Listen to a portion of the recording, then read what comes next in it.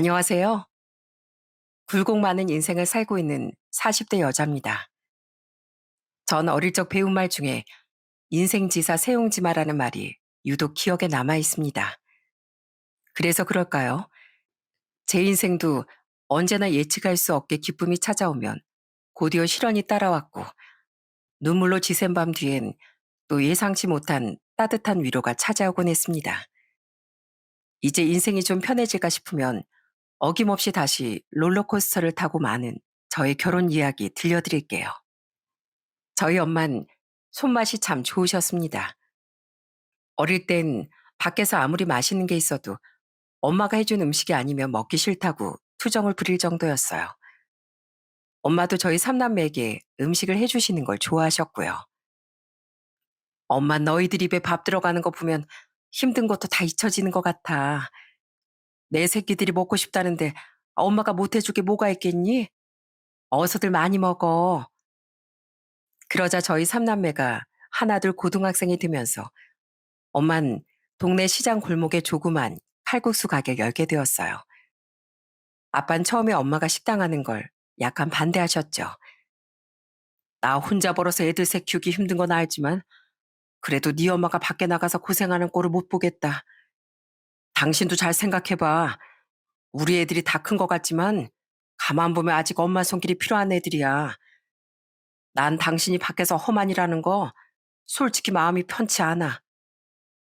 아빤 저희 핑계 대셨지만 사실은 엄마가 고생하실까봐 걱정하고 계신 거였죠. 더불어 점심시간마다 엄마 식당에 가서 일손을 보태준 것도 역시 아빠였습니다. 아유, 당신 왜 또 왔어? 요즘 공장 일이 많아서 바쁘다면서. 그 쟁반은 여기 내려놓고 칼국수나 얼른 한 그릇 먹고 가. 됐어. 아, 점심에 식당에 사람 많은 거 뻔히 아는데 내가 앉아서 편히 밥을 먹겠어? 남편 좋은 게 뭐야? 이럴 때 머슴 부리듯이 실컷 부리는 거지. 사장님, 편하게 일 시키시죠.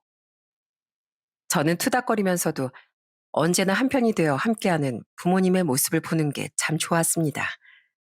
그래서 저도 어른이 되면 저희 식구들처럼 다복하고 따뜻한 가정을 이루고 싶었죠. 난 좋은 사람 만나면 20대 초반이라도 얼른 결혼하고 싶어. 어차피 결혼할 걸 일찍 결혼해서 더 오래 함께하면 좋잖아. 하지만 사람 인생은 모르는 거라고 제 결혼이 그렇게나 늦어질 줄은 꿈에도 몰랐죠. 왜 그렇게 되었냐면 제게 그럴 수밖에 없는 사연이 있었답니다. 우선 저도 20대 무렵 결혼을 꿈꾸던 남자친구가 있었어요. 태희야, 뭐 먹고 싶은 거 없어? 저번에 먹고 싶다던 파스타 먹으러 갈까? 아니면 차 끌고 교회로 드라이브는 어때? 먹고 싶은 거 있으면 다 말해봐. 그때 남자친구는 저밖에 모르던 팔불출이었어요. 저흰 같은 직장 사내 커플이었는데 주변에 장난 섞인 야유도 많이 들었답니다. 태희 씨 남자친구 단속 좀 해야겠어요. 아까 회의할 때도 집중 하나도 안 하고 태희 씨 얼굴만 보고 있던데? 눈에서 꿀이 뚝뚝 떨어지는 게 아주 닭살이야. 남자친구는 저와 4년을 만나면서도 늘 변함없이 제 뒤를 졸졸 따라다니며 변함없는 애정을 보여주었어요. 저에게 이렇게나 헌신적인 사람이다 보니 저도 당연히 남자친구와 결혼을 예상하고 있었고요. 저흰 서두르지 않고 1년 뒤쯤 결혼하기로 약속한 상태였습니다. 그렇다 보니 양가 부모님과도 계속 왕래하며 자연스럽게 가족처럼 지내고 있었죠. 전 민망하지만 예비 시댁에 갈 때마다 귀에 못이 박히게 예쁘다는 소리를 듣고 오곤 했습니다. 어쩜 우리 예비 며느린 얼굴도 예쁘고 몸도 날씬하고 뭐 하나 빠지는 데가 없어. 우리 아들이 미인을 좋아하는 건 알았지만 이렇게 예쁜 며느리를 데려올 줄 몰랐다니까. 복도 많지 우리 아들. 그러다 결혼식을 4개월 정도 남겨두고 있던 어느 날 제 인생의 가장 큰 시련이 닥쳐왔습니다. 그날은 유독 비가 많이 오던 날이었어요. 전 그날도 집에서 이것저것 결혼식 정보들을 찾아보고 있는데 엄마가 외출복을 입고 나오셨어요. 엄마, 어디 가요? 비가 이렇게 오는데 집에 계시지? 이따 저녁엔 더 많이 온대요. 엄마가 전에 말했잖아. 이모랑 같이 외할머니 산소 다녀온다고. 우리 딸이 요즘 정신이 없긴 한가 보네. 엄만 그렇게 걸음을 재촉하며 나가셨고, 저는 창밖으로 엄마가 급히 걸어가는 모습을 보고 있었어요. 그렇게 한참이 지나 저녁이 다 되었는데도 엄마 이모에겐 아무런 소식이 없었어요. 저는 찜찜한 마음을 애써 모른 척하며 TV를 켰습니다. TV 속 뉴스엔 갑작스러운 폭우 때문에 일어난 여러 가지 사건 사고가 연일 보도되고 있었어요. 방금 들어온 속보입니다. 오늘 오후 5시경 집중호우로 인해 발생한 빗길 추돌 사고로 차량 2대가 정면으로 충돌했습니다. 이 사고로 탑승자 중 한 명은 현장에서 사망했고 또 다른 한 명은 크게 다쳐 인근 병원으로 긴급 이송된 상태입니다. 저는 그 뉴스를 듣고 마치 제 일인 것처럼 너무 놀라 들고 있던 컵을 떨어뜨리고 말았습니다. 그리고 바로 그때 적막한 분위기를 뚫고 제 휴대폰에 전화벨이 울렸어요. 발신인은 바로 제 아빠였습니다. 아빤 다급한 목소리로 울부짖고 있더라고요. 태희야, 너 지금 당장 병원으로 와. 엄마가, 네 엄마가 빗길에 그만. 전 아빠의 뒷말은 듣지도 못한 채 무작정 소리부터 지르며 병원으로 달려갔어요. 그리고 도착한 병원에서 도저히 믿기지 않는 광경을 목격했죠. 아까 제가 보고 있던 뉴스의 주인공이 바로 저희 엄마 이모였던 겁니다. 폭우 속에 운전을 하던 엄만 사고 이후 현장에서 유명을 달리하셨고 이모는 중태인 상태로 병원에 실려왔어요. 엄마, 왜 여기서 이러고 있어요? 우리 다음 주에 혼주 한복도 맞추러 가야 되고 나 혼수 사는 것도 같이 봐줘야 되고 나 엄마 없으면 아무것도 못하는데 엄마 왜 이러고 있어요? 내가 요즘 결혼 준비한다고 계속 짜증만 내서 그래요? 엄마 내가 잘못했어요. 그러니까 눈 좀 떠봐요 제발. 저는 상처 많은 엄마의 손을 붙잡고 울고 또 울었습니다. 평소에 저희 엄마 손은 따뜻하고 포근해서 제가 참 좋아했는데 그때 엄마의 손은 너무 차갑고 낯설더라고요. 가장 먼저 소식을 듣고 병원에 도착한 아빠도 이미 탈진한 상태로 계속 울고 계셨고요. 여보, 내가 운전을 해야 했었는데 차라리 내가 갔어야 했는데 그깟 일이 뭐가 바쁘다고 당신을 그렇게 보냈을까. 내가 미쳤지. 다 내 잘못이야. 여보, 여보.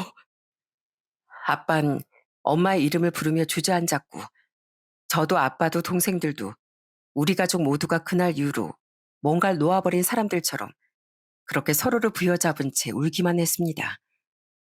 엄마 말 한마디 없이 그렇게 저희 곁을 떠났습니다. 엄마를 보낸 이후 전 매일 엄마를 부르며 심각한 후유증에 시달렸어요. 처음엔 남자친구가 그런 제 곁을 지켜주었고요. 태희야, 밥은 먹었어? 오늘도 끼니 걸은 거 아니지? 잘 먹어야 푹 잘 수 있어. 너무 힘들더라도 한 숟갈이라도 더 먹어보자. 어? 나 도저히 아무것도 못 먹겠어. 당신도 우리 엄마 밥이 얼마나 맛있었는지 알잖아. 근데 엄마 밥 말고 어떻게 다른 걸 먹어?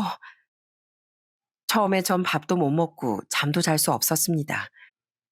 계속 엄마 음식이 생각나서 다른 어떤 것도 목구멍으로 넘기질 못했어요. 여기서 더 괴로웠던 건 불면증에 시달리던 매일 밤이었습니다. 밤에 불을 끄고 누우면 자꾸 밖에서 엄마 목소리가 들리고 거실에 엄마가 있을 것 같다는 생각이 계속 들었어요. 아빠 동생들도 모두 상태가 안 좋았지만 특히나 엄마를 잃은 고통을 가장 크게 겪고 있는 절 모두가 걱정했죠. 우리 딸 얼굴이 너무 많이 상했다. 잠 안 오면 이 아빠가 우유라도 한 잔 따뜻하게 데워줄까? 그거라도 마시고 잘래? 아빤 제 건강을 걱정해서 서툰 솜씨로 이것저것 끼니를 챙겨주셨어요. 그런 아빠의 정성을 외면할 수 없어 한 입 두 입 먹다 보니 아예 굶는 것보단 조금이라도 잠이 오더라고요.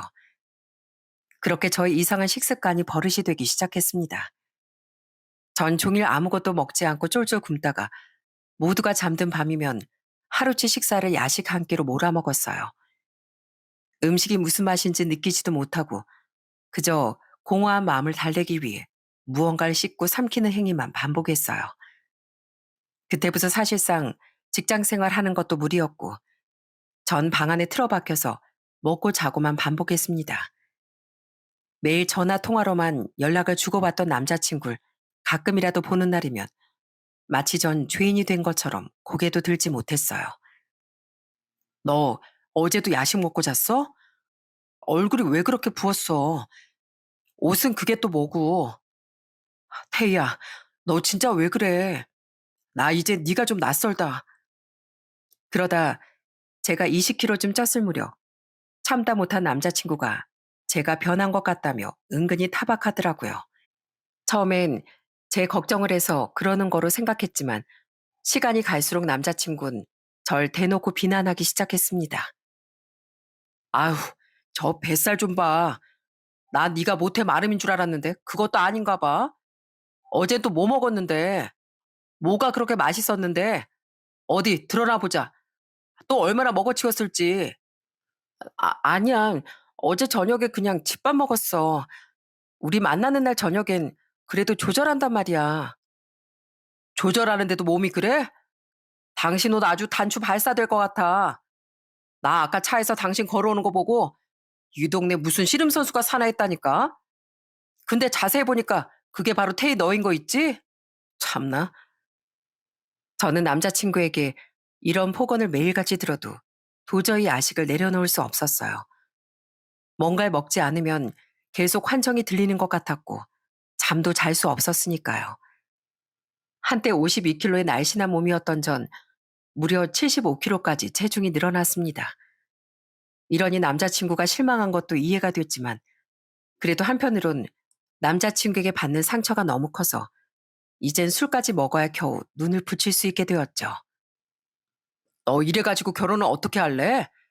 드레스에 다리 한 짝이라도 들어가겠냐? 안 그래도 우리 집에서 계속 결혼 어쩔 거냐고 난리신데. 아, 내가 진짜 할 말이 없다. 내가 어머님, 아버님 뵙고 말씀드릴까? 조금만 기다려주시면 살도 빼고 직장도 다시 잡아서 결혼식 하겠다고 말씀드릴게. 지금 그 꼴로 우리 부모님을 만나겠다고? 야, 우리 엄마 심장이 약하셔. 너 갑자기 튀어나오면 놀라서 119 부르실 수도 있다고. 그리고 우리 집에 와도 문제야, 당신. 당신 식탁 의자 하나로 되겠어? 두 개는 붙여서 앉겠구만. 남자친구는 자기의 농담이 재밌었는지 혼자 배를 잡고 웃었고 저는 그 모습을 멍하니 바라보다가 결국 참았던 눈물이 터지고 말았습니다. 당신 진짜 어떻게 나한테 그런 말을 해? 내가 왜 이렇게 망가진 건지 다 알잖아. 내가 당신 앞에서 조용히 있으니까 내가 괜찮아 보여? 나 하루하루가 지옥이야. 뭘 씹지 않으면 잠도 안 오고 한청까지 들린다고. 당신이 내 마음을 다 알아주지 못해도 적어도 비웃진 말아야지. 어떻게 이런 나를 두고 그딴 농담을 해? 뭘 또 그렇게 정색을 해? 그럼 나도 매일 당신 붙잡고 같이 울까? 가뜩이나 우리 집에서 당신 이제 직장도 없고 살만 쪄서 보기 싫다고 난린데 그것도 모르고 맨날 나한테 화풀이지? 나도 지겹다 지겨워. 그러다 남자친구는 우는 절 차 밖으로 밀어내더니 혼자 차를 몰고 떠나버렸어요. 덕분에 전 2시간 거리를 울면서 걷고 또 걸어 집에 돌아왔죠. 아빠는 엉망이 된 얼굴로 집에 돌아온 저를 보고 깜짝 놀라시며 물었습니다. 태희야, 너 무슨 일 있던 거야? 아, 왜 울어? 발은 또 왜 그렇게 까졌고 최서방이랑 무슨 일 있었던 거야? 이제 최서방이라고 부르지 마세요, 아빠. 저 그 사람이랑 완전히 끝났어요. 이제 나한테 그런 인간은 필요 없어요. 그 사람은 날 사랑했던 게 아니에요. 그냥 내 얼굴이 좋았던 거지. 아빤 제가 이제 다 끝났다며 계속 울자 더는 묻지 않으셨어요. 아마 아빠도 무슨 일이 있었을지 대충 짐작하고 계셨겠죠. 그렇게 무려 4년 넘게 사귀던 남자친구와 최악의 이별을 하고 저는 큰 충격을 받았지만 동시에 이대로 완전히 무너질 수는 없다는 생각도 들었습니다. 하늘에서 절 보고 계실 엄마가 얼마나 속상해 하실까 싶었거든요. 비록 엄마도 없고 결혼을 약속했던 연애도 끝났지만 전 어떻게든 다시 살아야 했습니다. 저는 그 다음 날부터 무작정 운동장을 뛰고 또 뛰었습니다. 누나, 너무 무리하지 마. 그러다 쓰러지겠어. 운동도 요령껏 해야지. 가만 보면 누나도 진짜 독하다니까. 동생들은 그런절 걱정하면서도 옆에서 식당도 챙겨주고 정말 많은 응원을 해주었습니다. 전 운동을 병행하면서 병원 치료도 시작했어요. 도저히 제 힘만으로는 안 될 것 같았거든요. 병원에서 상담도 받고 약 처방도 받으니 이게 이렇게 간단한 일이었나 싶을 정도였습니다. 전 그렇게 다시 1년 만에 급격하게 불어났던 체중을 감량하고 원래보다 더 건강하고 날씬한 몸을 되찾게 되었죠. 그렇게 마침내 원래의 저를 되찾았을 때 전 제일 먼저 아빠에게 감사드렸어요. 아빠, 그동안 다 큰 딸 뒷바라지 해주시느라 고생 많으셨죠? 죄송하고 또 감사해요. 아빠도 엄마 보내고 나서 많이 힘드셨을 텐데 저 때문에 내색도 못하시고 정말 많이 힘드셨죠? 이제 저 다시 열심히 살아볼게요. 그래, 그래. 아빠는 우리 딸 믿고 있었다. 앞으로도 힘든 일 있으면 언제든지 이 아빠한테 기대려무나. 아빠가 언제나 우리 딸 뒤에 든든하게 서 있을 테니까. 전 아빠에게 세상에서 제일 따뜻한 위로를 받으며 다시 일상을 되찾아갔습니다. 일단 일을 구해야 할 것 같아 제가 딸 수 있는 자격증들을 가리지 않고 도전했어요. 굴삭기, 지게차, 대형 트럭 면허까지 따며 물불을 가리지 않았습니다. 하루하루가 전쟁 같았지만 뭐라도 하지 않으면 다시 주저앉을 것 같았거든요. 그러다 전 한 회사에 취업하게 되었고 다시 이전의 일상을 되찾았습니다. 그러다 몇 달 후 제가 다시 직장에 다니는 걸 어떻게 알았는지 귀신같이 전 남자친구에게 연락이 왔더라고요. 태희야, 잘 지내? 밥은 잘 챙겨 먹는 거지? 너 그때 불면증으로 힘들어했잖아. 내가 계속 네 옆에 있어줬어야 했는데 정말 미안해. 나도 사실 장모님 그렇게 떠나보내고 많이 힘들었거든. 그래서 나도 모르게 너한테 투정 부렸나 봐. 당신 나 이해해 줄 수 있지? 우리 둘 다 똑같이 힘들었으니까. 전 남자친구는 뻔뻔하게도 마치 아무 일도 없었다는 듯 말을 꺼내더군요. 저는 그 괘씸한 인간을 조금 골려주고 싶었어요. 왜 이제야 전화 줬어? 나 기다렸는데. 근데 말이야. 나 직장 생활을 다시 하다 보니까 회식이 많아져서 요요가 왔지 뭐야. 전보다 살이 더 쪘어. 아무래도 웨딩드레스를 특대 사이즈로 주문 제작해야 할까 봐. 당신도 이런 나 이해해 줄 수 있는 거지? 뭐? 살이 다시 쪘다고? 아니 왜? 분명히 너 예전만큼 살 빠졌다고 그랬는데. 이씨, 이게 어떻게 된 거야? 그 그래도 한번 다이어트 성공해 봤으니까 다시 빼면 또 뺄 수 있을 거야. 내가 옆에서 도울게. 전 남자친구는 제가 다시 살이 쪘다는 말을 듣자마자 버럭 짜증을 내더라고요. 전 기가 막혀 웃음밖에 나오지 않았고 그제야 전 진심을 담아 단호하게 한마디를 내뱉었습니다. 아직도 정신 못 차리는 것 같아서 마지막으로 한마디 해줄게. 대체 누가 당신 장모님이야? 하늘에 계신 우리 엄마가 노하시겠다. 당신 나 살쪘을 때 뭐라고 했어? 씨름 선수? 아, 맞다. 신부 입장이 아니라 선수 입장이라고도 했지? 앞으로 제발 남 깎아내릴 생각 말고 본인 수준이나 좀 끌어올려. 전 전화기를 붙잡고 소리를 빽 질렀습니다. 그러자 10년 묵은 체증이 다 내려가는 것 같았어요. 그 뒤로도 전 남자친구는 몇 번이나 제게 매달렸지만 그때마다 전 제가 전에 들었던 막말을 고스란히 돌려주었어요. 그렇게 전 남친을 뻥 차버리고 회사 생활과 자기 관리에만 몰두하다 보니 어느새 10년이 훌쩍 지나갔습니다. 그 사이 전 마흔이 되었고요. 동생들도 이미 시집 장가를 갔고 전 연애 한 번 하지 못하고 아빠와 단둘이 살고 있었습니다. 동생들은 아빠 집에 올 때마다 저에게 결혼 안 할 거냐고 잔소리를 해댔어요. 누나, 우리 애들이 고모는 왜 아직도 할아버지랑 사냐고 묻더라. 누나가 부족한 게 뭐가 있다고 아직도 솔로로 지내. 진짜 결혼 안 할 거야? 야, 꼭 뭐가 부족해야 솔로로 지내니? 난 아빠랑 둘이서 오래오래 살 거야. 아빠도 그게 좋으시죠? 아이고, 그게 좋긴 뭐가 좋아. 나 너랑 늙어 죽을 때까지 살 생각 없다. 좋은 사람 있으면 얼른 시집 가버려. 물론 이 모든 게 장난이라는 걸 알아서 저도 웃으며 아빠에게 장난을 쳤습니다. 그러다 제 나이 40대 초반쯤에 직장에 경력직 사원이 이직해서 들어왔어요. 저보다 2살 많은 남자였는데 저처럼 아직 장가 못 간 노총각이었죠. 어머, 승균 씨도 솔로고 우리 골드미스 태희 씨도 마침 솔로네. 둘 다 외롭게 나이 먹지 말고 한번 만나보지 그래. 이렇게 친한 회사 동료들은 두 노총각 노처녀를 엮지 못해 안달이었어요. 저도 처음엔 웃으며 넘겼지만 하도 옆에서 그러니까 자꾸 신경이 쓰이기 시작하더군요. 그러다 보니 둘이 자꾸 시선이 마주치고 대화를 하게 되는 경우가 점점 늘어났어요. 승균 씨는 다른 남자들과 다른 점이 참 많았는데 그 점에 제 관심을 끌었죠. 우선은 술은 입에도 못 대고 음주 가무한 아주 거리가 먼 사람이었거든요. 승균 씨 정말 맥주 한 잔도 못 하세요? 저 술 한 잔도 안 하는 남자분은 사실 처음 봐요. 사실 먹으려면 먹을 수 있겠지만 술 취한 다음날 생활에 지장이 가는 게 싫거든요. 그리고 먹다 보면 취해서 실수할 수도 있고요. 전 사이다로 분위기 맞출게요.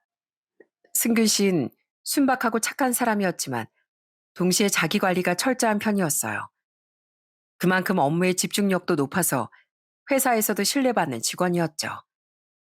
외모는 굳이 말하자면 둥글둥글한 모범생 같았지만 일에 집중하는 모습은 굉장히 진지한 매력이 있었습니다. 전 솔직히 승균 씨에게 관심이 생긴 것 같았어요. 놀라운 건 이런 마음이 저뿐만이 아니었다는 거죠. 태희 씨, 술 많이 드셨죠? 제가 집까지 모셔다 드려도 될까요? 전에 들어보니 저랑 같은 방향인 것 같아서요. 사실 태희 씨 모셔다 드리고 싶어서 더더욱 술 한 잔도 안 마셨거든요. 전 그렇게 승균 씨 차를 타고 집까지 이동하며 서로의 속마음에 대해 이야기를 나눴습니다. 얘기를 하다 보니 저의 과거에 대해서도 털어놓게 되었죠. 아, 태희 씨에게 그런 큰 상처가 있는 줄 미처 몰랐네요. 말만 들어도 그 남자분은 정말 형편없는 사람이에요.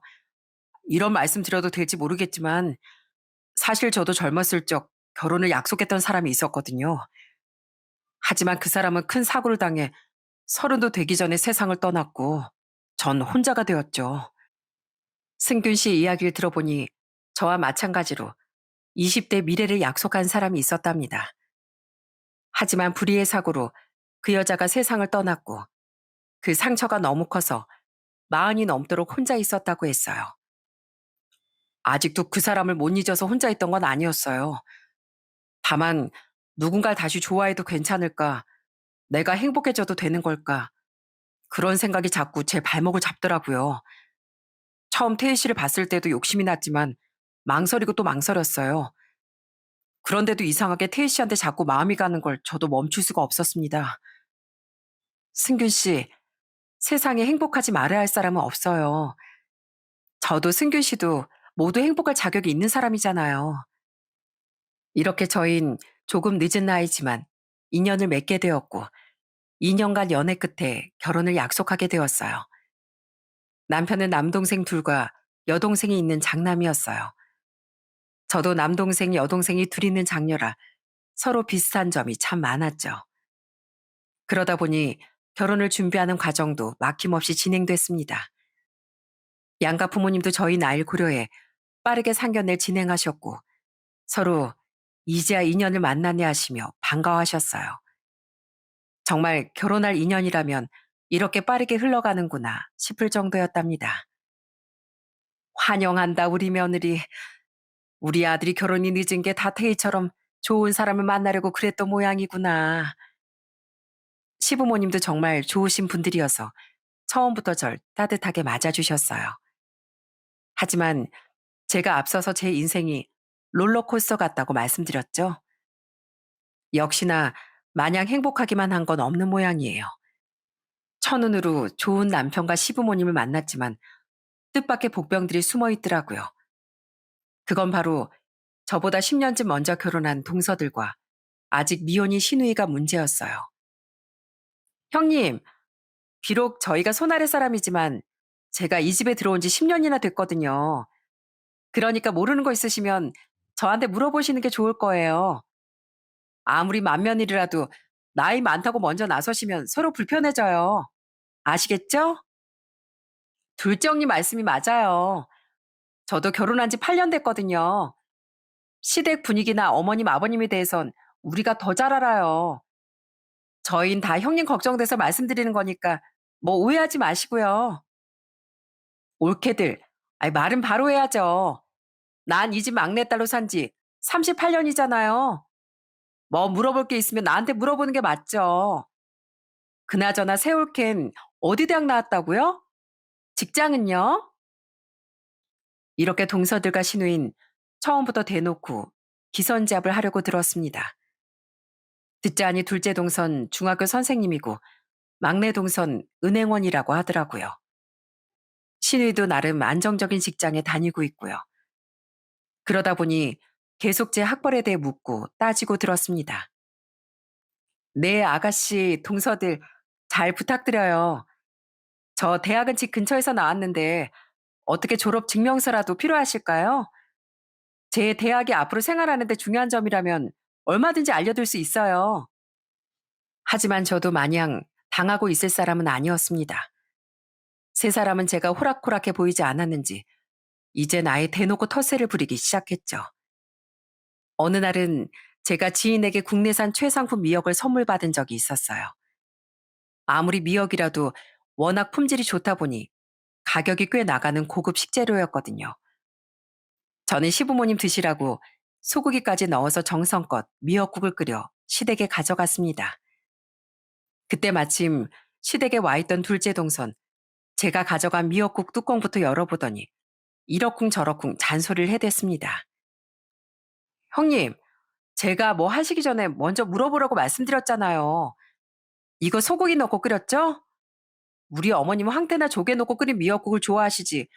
고기 미역국은 기름 많아서 싫어하세요.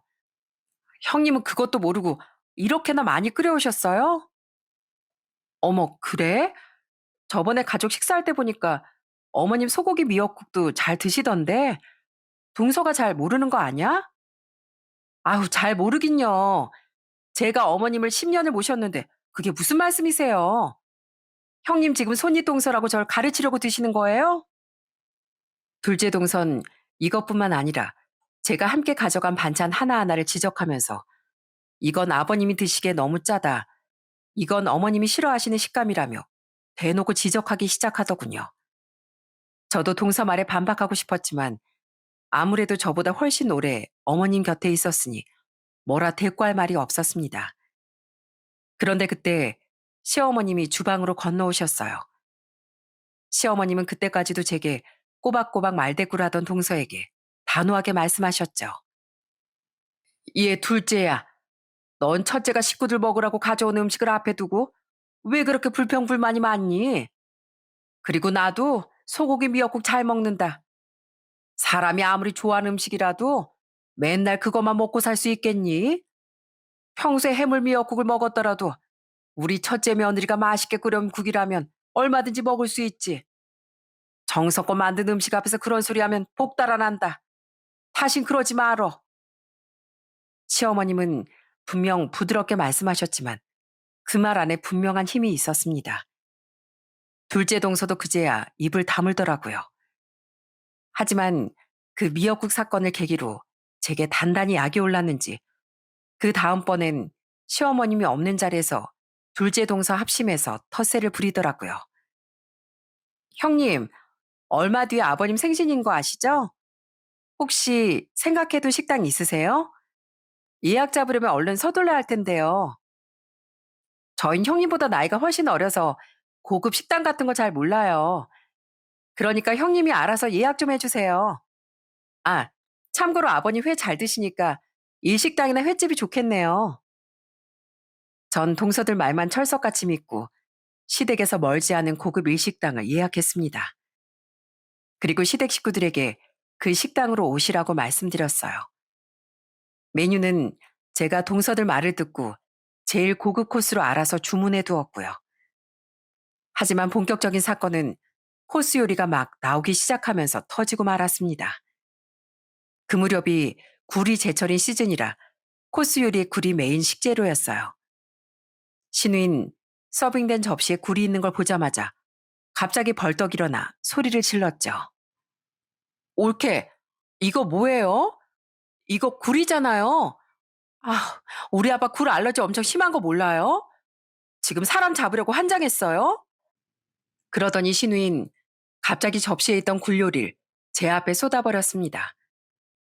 순식간에 식탁 위는 난장판이 되었고 저는 여기저기 튄 굴소스를 그대로 흠뻑 뒤집어 쓰고 말았죠. 아가씨, 그리고 아버님, 전 아버님이 알러지가 있으신 걸 정말 몰랐어요. 동서들이 아버님 해산물 좋아하신다고 해서 예약한 식당인데 제가 미리 아버님께 여쭤보지 않은 잘못인 것 같습니다.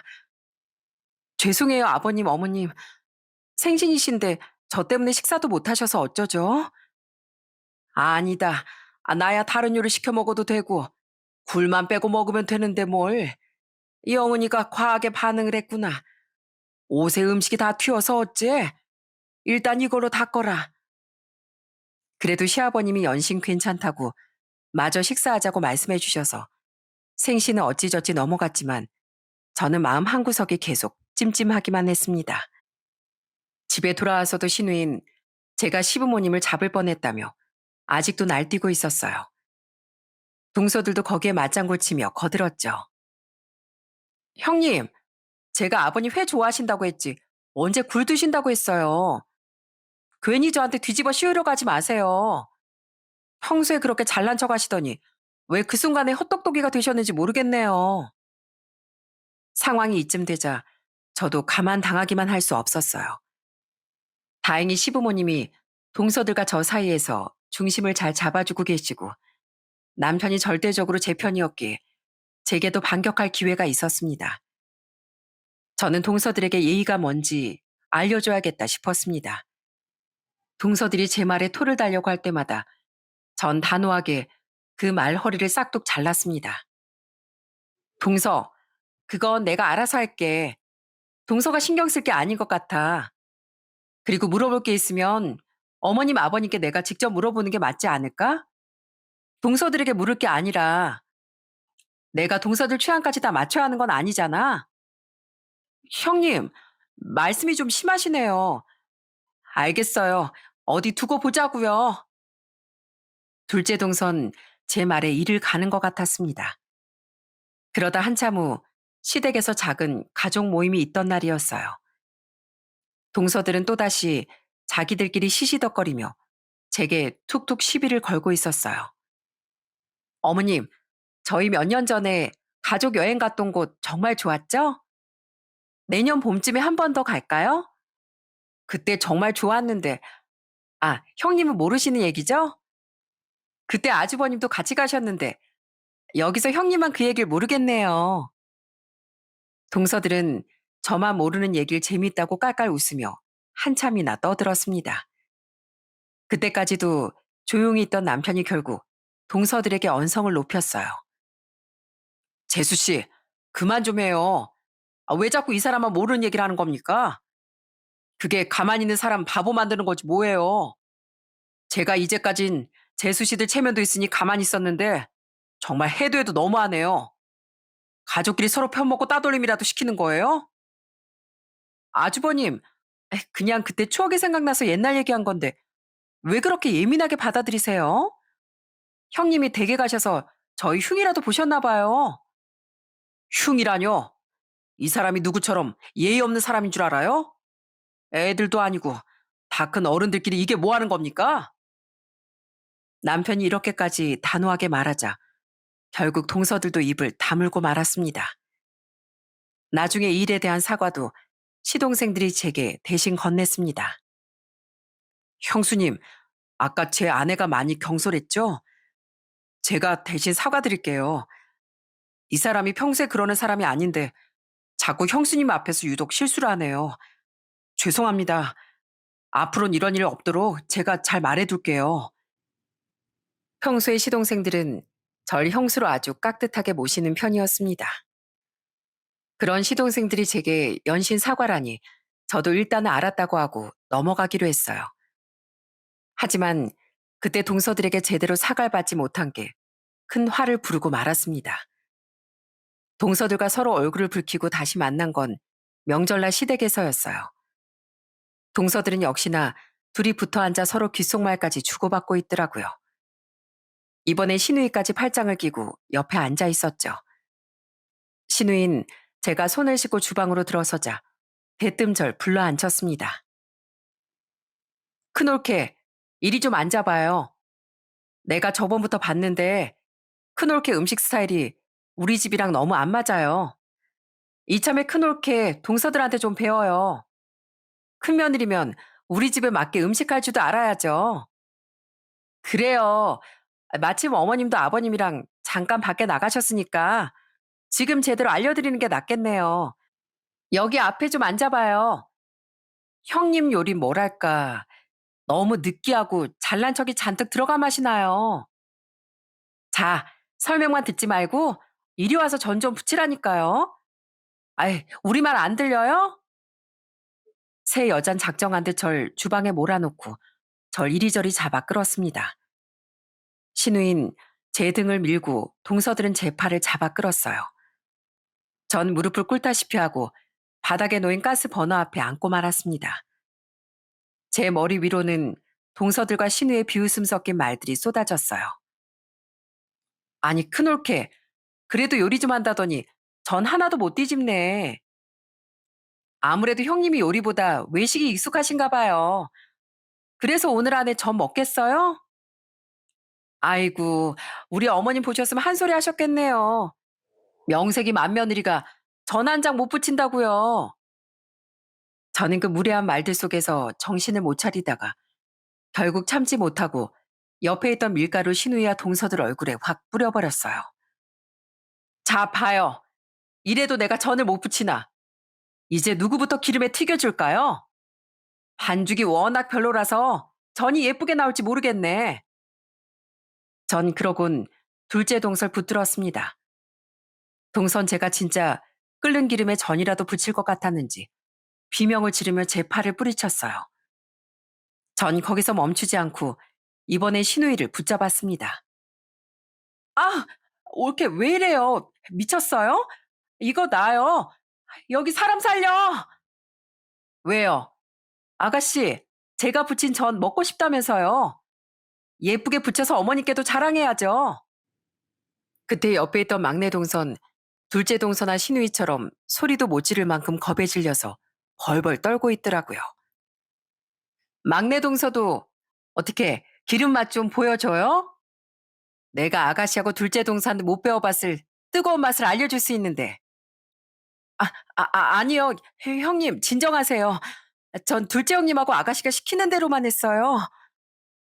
그렇게 주방은 난장판이 되었고, 그제야 밖에 나갔던 시부모님과 시동생, 저희 남편이 집 안으로 들어왔습니다. 시어머니는 밀가루 범벅이 된 세 사람과 절 보시곤 너무나 크게 놀라셨어요. 너희 대체 이게 무슨 꼴이야? 명절날 가족끼리 몸싸움이라도 한 거야? 대체 왜들 그 꼴이 된 거야? 어머님, 저 드릴 말씀이 있습니다. 지금까지 맏며느리로서 체면도 지키고 가족이니까 그저 참아야 한다고 생각했어요.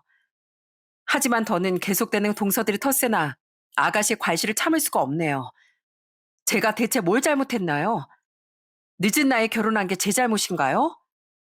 저는 며느리로서 아버님, 어머님 잘 모시고 시댁 식구들과 잘 지내고 싶은 마음뿐이에요. 그런데도 동서들과 아가씨가 제게 못마땅한 점이 있다면 차라리 속 시원하게 말해줬으면 해요. 시댁 식구들은 제 말에 모두 놀라 동서들과 신우이만 바라보더라고요. 동서들은 꿀먹은 벙어리 마냥 입만 다물고 눈알만 요리조리 굴리고 있었고요. 그러자 둘째 시동생이 동서에게 큰 소리를 치며 말했습니다. 당신, 내가 전부터 말하지 않았어? 나한텐 우리 형이 어떤 존재인지 말이야. 나 형 덕분에 학교도 다닐 수 있었고 형 덕분에 결혼까지 했어. 그런 형과 결혼하신 형수님은 나한테 형과 똑같이 소중한 분이야. 그런 형수님을 무시하는 사람이라면 우리 가족 전체를 무시하는 것과 마찬가지야. 나 그런 사람과 더는 한 가족으로 못 지내. 시동생이 이렇게까지 얘기하자 둘째 동선 그제야 눈물을 글썽이며 속마음을 털어놓더라고요. 저 사실 다 들었어요. 어머님, 아버님. 아주버님 결혼할 때 2억이나 해주셨다면서요? 그 소리를 듣고 막내 동서하고 제가 얼마나 배신감을 느낀 줄 아세요? 며느리면 다 같은 며느리지 맏며느리라고 차별하시는 거예요?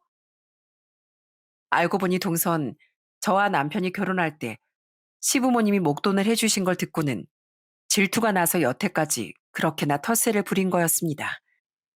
동서들은 계속 억울하다는 듯이 시부모님에게 따져 물었어요. 시아버님은 그제야 동서들의 속마음을 들으시곤 어이가 없다는 듯 고개를 저으시며 말씀하셨어요. 아휴, 너희들 정말 하나만 알고 둘을 모르는구나. 우리 집안 장남이 이제까지 너희 남편들에게 얼마나 헌신적이었는지 알긴 아는 거야. 시아버님은 그리곤 저도 미처 몰랐던 이야기를 들려주었습니다. 아주 오래전 남편이 갓 회사에 입사한 신입사원이고 시동생들이 대학생 때 일이었대요. 그때 시아버님의 사업이 큰 위기를 맞아 파산 직전까지 몰린 적이 있었답니다. 시동생들은 당장 등록금을 내야 하는데 집안에 돈은 없고 모두들 궁지에 몰려있던 거죠. 그때 남편이 자기 월급은 물론 대출까지 어렵게 받아서 시동생들 셋의 등록금을 모두 내주었답니다. 그것도 모자라 시동생들이 결혼할 땐 각자 1,000만 원씩 돈까지 보태주었대요. 시아버님이 옛날 그 얘기를 하자 시동생들은 눈물까지 글썽였어요. 내 아들 승균인 동생들을 위해서라면 자기의 모든 걸 내어놓는 큰형이다. 자기도 생활하기 빠듯한 월급을 쪼개서 동생들 월급 주고 학원비까지 다 내주던 그런 장남이란 말이다. 내가 다행히 지금은 사정이 나아져서 그 내 착한 아들한테 그때 고마운 마음을 담아서 결혼 자금 좀 보태줬다. 그게 뭐가 그렇게 큰 문제이길래 이 난리를 피우는 거야? 동서들은 그런 시아버님의 말씀을 듣고 모두 어쩔 줄 몰라하며 안절부절할 뿐이더라고요. 시동생들은 결국 눈물을 보이며 저와 남편에게 연신 미안하다고 사과하고 또 사과했어요. 그런데 그때 구석에서 조용히 씩씩거리고 있던 신우이가 소리쳤습니다. 그래서 큰올케가 마음에 안 드는 거예요. 우리한테 그렇게나 소중한 오빠인데 올케가 홀라당 뺏어갔잖아요. 솔직히 큰올케 첫인상부터 별로였다고요. 순진한 우리 오빠 꼬시는 것 같고 이용하려는 것 같았다고요. 신우인 그렇게나 헌신적이고 소중한 큰오빠가 늦은 나이에 결혼을 한다니 제가 혹시나 꽃뱀은 아닐까 하는 의심이 간 모양이었어요. 남편은 전형적인 모범생 스타일이고 전 얼굴만 보면 좀 화려하게 생긴 편이었거든요. 신우인 저를 괴롭히고 시험해서 진짜 남편과 어울리는 짝인지 알아보고 싶었다네요. 결국엔 이 모든 텃세의 이유를 알게 된 전 정말 허탈한 기분이었답니다. 서로 한 번이라도 마음을 터놓고 얘기만 했어도 이 지경이 되진 않았을 텐데요. 결국 동서와 시누이들은 시부모님께 눈물이 쏙 빠지게 혼이 났고 시동생들과 이혼 얘기가 오갈 정도로 심각하게 위기를 겪었습니다. 저는 그 뒤로도 제게 별말이 없는 남편에게 물었어요. 당신 왜 나한테 말 안 했어? 20대 때 동생들 챙기느라 그렇게 고생했다면서 솔직히 좀 억울한 마음도 들지 않았어? 억울하긴 남도 아니고 내 동생이고 내 가족이잖아. 난 가족을 위한 일을 하면 하나도 아깝지 않아. 당신에게도 마찬가지야. 난 당신을 위한 일이라면 어떤 일이라도 할 수 있고 그 어떤 순간이라도 당신을 최우선으로 생각해. 이건 영원히 변하지 않아. 남편은 한 번 내뱉은 말은 무슨 일이 있어도 지키는 사람이었어요. 남편은 저와 시댁 식구들을 챙기듯 저희 친정 식구들도 정말 내 가족처럼 살뜰히 챙겼어요. 오죽하면 저희 아빠가 제일 기다리는 사람이 저도 아니고 바로 저희 남편이었다니까요. 주서방, 왜 이제야 오나? 내가 얼마나 기다린 줄 알아? 자네랑 막걸리 먹으려고 내가 꾹 참고 있었다고. 어서 안으로 들게나. 아빠, 저도 왔거든요. 하여튼 우리 아빠 자식은 난지 이 사람인지 모르겠다니까. 장인어른 이참에 큰아들 하나 있다고 생각하시죠. 저도 장인어른과 막걸리 한잔 할 때가 요즘 제일 낙이라니까요. 남편은 제게 미안한 마음이 들었는지 요즘엔 더욱더 자상하게 저희 가족들을 챙기고 있습니다. 저도 이젠 동서들과 시누이와 잘 지내고 싶어서 부단히 노력하고 있어요. 얼마 전엔 시댁 식구들을 전부 데리고 태국 여행까지 다녀왔답니다. 물론 경비는 저희 부부가 부담했고요. 동서들은 제게 미안했는지 쭈뼛거리며 다가오더라고요. 형님, 시부모님만 모시고 가도 되는데 저희 식구들 여행 경비까지 부담하시느라 돈 많이 쓰셨죠? 이거 작은 거지만 면세점에서 아주버님하고 형님 선물 하나 샀어요. 받아주세요. 아휴, 뭘 이런 걸 다 샀어. 이거 스카프야? 너무 예쁘다. 나도 사실 아까 동서들 생각나서 면세점에서 화장품 하나씩 샀는데 우리 이러면 서로 통한 거다. 그지? 동서들은 이후로도 제가 밥을 사거나 선물을 사면 우리 형님 최고예요 최고를 외치곤 한답니다. 속된 말로 나이가 들수록 입은 다물고 지갑은 열라고 하잖아요. 이럴 때 보면 돈이 최고이긴 한 것 같습니다. 동서들이 제게 형님 형님 할 때마다 귀엽기도 하고 제 막내 동생들을 보는 것 같아 뭐 하나라도 더 챙겨주고 싶더라고요. 저희들 이만하면 꽤 사이가 좋아진 것 같지 않나요? 동서들하고는 이렇게 한 걸음씩 가까워지고 있고 신우이하고는 더 풀어야 할 얘기가 아직 좀 남아있는 것 같아 따로 자리를 마련했어요. 전 신우에게 저의 진심을 전했습니다. 아가씨, 그이가 시댁에서 어떤 존재이고 어떤 역할을 하는지 이제 알았어요. 그래서 아가씨 마음도 알 것 같고요. 너무나 믿고 의지하던 오빠가 결혼하고 아가씨랑 멀어질까봐 걱정이었던 거죠? 내가 그 마음까지 헤아리지 못해서 미안해요. 근데 이렇게 생각해보면 어때요? 오빠를 뺏긴 게 아니라 큰언니 한 명이 더 생겼다고요. 나도 동생이 둘이나 있어서 동생들에게 점수 따는 방법은 누구보다 잘 알고 있거든요.